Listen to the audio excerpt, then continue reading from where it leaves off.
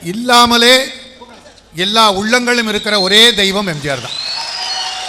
அவர் மறைந்தார்னு சொன்னா எல்லாரும் சேர்ந்து அடிச்சிருவாங்க.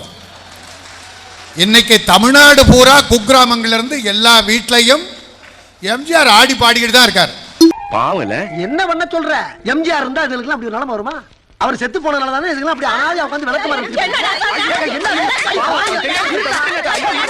எம்ஜிஆர் 3 வேஷம் எத்தனையோ வேஷம் போட்டிருக்காரு.